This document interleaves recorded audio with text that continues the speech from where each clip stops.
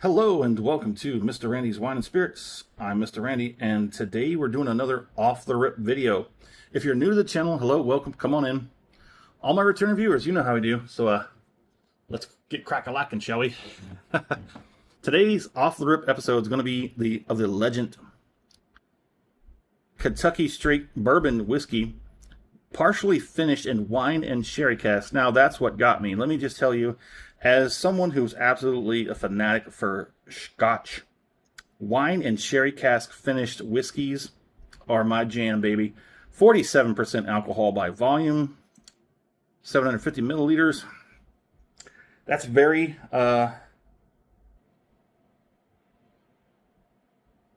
interesting. That a whiskey doesn't have the proofage on the label here. It doesn't have. Can you see the face? Can you see that face? I don't know what that is. But let's take a look at the back. There's a laser code. I know a couple of people have asked about those. There it is. I'll have it in a full review episode, but we got to move on. There's the back, if you care to pause it and look at all that. It's produced and bottled by Legent Distilling Company, Claremont, Kentucky. Has a calorie count of 110 per 1.5 fluid ounces. Let's go ahead and get this correct. 2 true legends, 1 truly unique bourbon. We'll figure that out, of course, because there's 2. I didn't read at all. I'm sorry. I just said, hey, I've seen that before somewhere. Let's get it. There's one, and there's the other. Let's go ahead and get it correct and moving along. Where's that preparation? Oh, there we go. Cork pop. It is synthetic. 2 legends, 1 bourbon. Huh? So see now, the Kentucky, the Japan. Now I gotta look back at here. Okay, so the top one is the Kentucky guy, and this is the Japanese guy. Shinji? Is that Shinji? Let's get this pour on, shall we? So if you're new to the channel, I do a 3-part review system. Part 1, off the rip, get it home, crack it open, have my first pour, share my first impressions with you, because that's what we do. Part 2, full review time. We're going to drink it down halfway, put the cork back on it, put it on the shelf for a week and a half. Let it sit, let it off gas. I'll go online, find out as much as I can, come back with sometimes next to nothing. We're going to talk about it anyways. I will score it, but continue to drink it because part 3, final pour episode, thusly named, we're going to have that final pour in the glass, compare it to today's first pour off the rip, and everything in between. On the nose, it's kind of a soft, it's like a light weeder.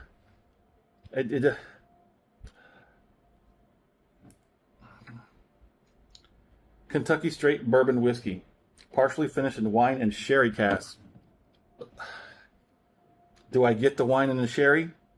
No, I do not. I get dry, dusty, wood shop dustiness, dusty dryness, maybe some slight peanut, but that smells like, that kind of smells like Maker's Mark.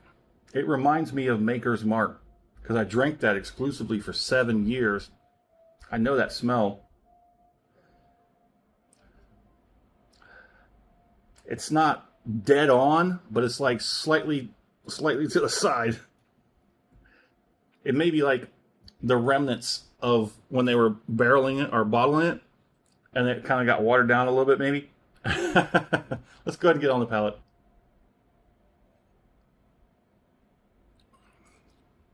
Yeah, cinnamon, oaky vanilla cinnamon, sort of like a diet cherry cola with aspartame.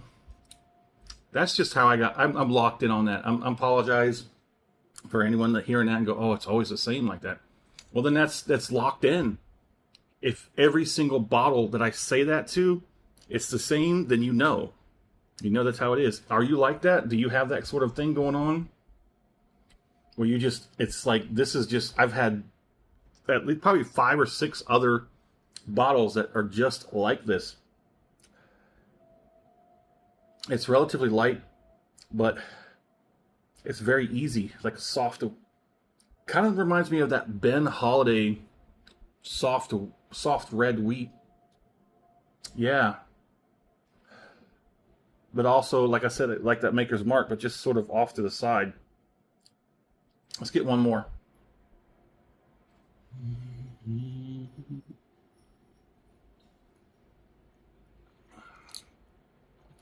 Okay. It's got some good viscosity. Not too shabby. I got good tingliness on the tongue, the roof of the mouth, the lips. The gums are thinking about it. The cheeks are probably a good solid 1 at the moment. A little bit of warmth in the back, also a 1. It's everything's kind of on the lower end right now. I'm working it all out, trying, coax it all to get it going here. Let's go. It's very nice. I vaguely remember the price point on the shelf was like $25. I know for sure it was less than 30 out the door. But yeah, come back to the full review for all that good bits and information. If you liked the video, go ahead and hit that thumbs up button. If you haven't subscribed to the channel as of yet, go ahead and do so now while you're there. That way all these videos will come to you as soon as I get released. This is pretty nice for what it is. $25 on the shelf. It is a Kentucky Straight Bourbon.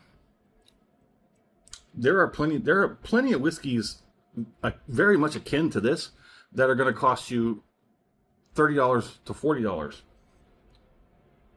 Yes, it's been going on for months that the bourbon industry is, they say it's wobbling. I just say it needs to stabilize. So in business, you have times where you're up and then times when you could be down. It's all about how you mitigate the ups and the downs to keep yourself like in the middle. Because, when you're up, stack your paper, stack that bread. When you're down, go lean, and don't splurge. It happens. There's seasons. It goes through this. I think it'll stabilize. Everybody says it's going to bottom out. I don't think so. I think it's going to stabilize. People like me are getting bottles I've never seen before. We got the Eagle Rare 10. We got the E.H. Taylor. I'm still looking for Blanton's. I'm not going to overpay. I'm not going to be stupid. But the one place I will always see Blanton's is on the shelves on the back behind the register for these indie shops. And it's always grossly overpriced. I'm not doing it. I will pay $20 above suggested retail price, okay? The manufacturer's suggested retail price, $20 over that, I'll snag it. So hopefully I can find that sooner rather than later, but that's the thing. All the prices are coming down. And availability. Buffalo Trace, the original OG Buffalo Trace, remember? Remember when we couldn't find it anywhere? And then we found it once, and then it was gone for months, and it came back, and I bought a few bottles, and then it was like disappeared for a while. Again, the prices were up wherever you could find it. I'm going to splice in a video. I don't think I have it. I do know where I can get it. I took a picture. I put it up on one of my my group pages. I'm going to put it in right here.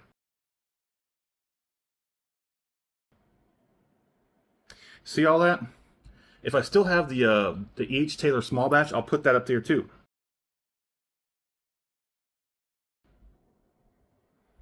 Yeah, so look at that. Stacked. Stacked. Cases stacked. Prices just slightly above MSRP. The way it should be. Crazy. Now it's everywhere. I know, I understand. A lot of people out there are still saying, still haven't seen it where I'm at. I get that. Each state is goofy as hell. Where, some places you don't pay taxes on alcohol. All states you don't pay taxes on most food. But alcohol is a consumable, but it's not have nutritional value. Therefore, it doesn't count as tax-free. But some states say, like, hey, it's controlled, right? Texas, the only thing they have bad about Texas, as far as the libation industry, is you can't buy liquor on Sundays. Kind of sucks, because, a lot of people are off on Sundays, to buy that. Let's go ahead and move on, shall we? Let's get this finished.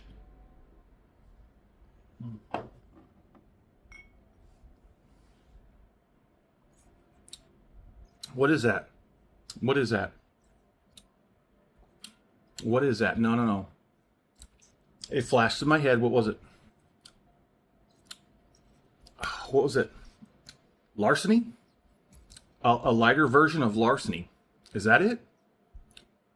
I'm not too fond of the Larceny. I'd be willing to give it a try.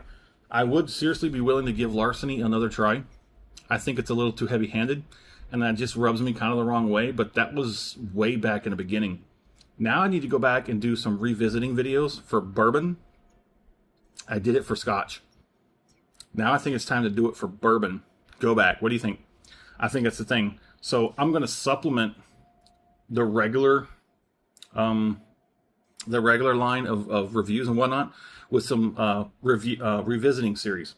I did the bourbon. I'm sorry, I did the Scotch, and now we're going to try some bourbon. I need to go back and try like the Larceny. That popped in my head on this finish. That Larceny popped in my head. What's the other one? Elijah Craig. Haven't had an Elijah Craig for a long time. Somebody was offering me a barrel pick, a store barrel pick, and I'm like, I don't drink when I go out. When I go out into the stores, plenty of times I go to the right places, and they're like, here, try this, here, try that. I'm like, I gotta drive. I'm gonna get this, I'm gonna go home, and then I'm gonna drink it. But Elijah Craig and Larceny, I'm gonna try those. Maybe I'm gonna try and get a smaller bottles. So I don't have to go through the whole process. Maybe just make it one video, you know what I'm saying? Just one video. Maybe, maybe not. I don't know. I haven't decided, but I'm definitely going to do a revisiting series down Old Bourbon Lane. All right, so there it is. On this finish, like I said, it's got a bit of a lighter side to it than those other aforementioned named bottles. It's more of a lighter side. But then again, like I said, those other bottles are usually $10 higher than this one. This is why I think this is just like a light version, a light version. Anywho, there it is. In the comment section, would love to know where you're at. Where are you currently drinking? Have you heard of Legent? If you've had it, let's talk about it. If not, we can talk about something else. As always, thanks for stopping by here at Mr. Randy's Wine and Spirits. Have a good one.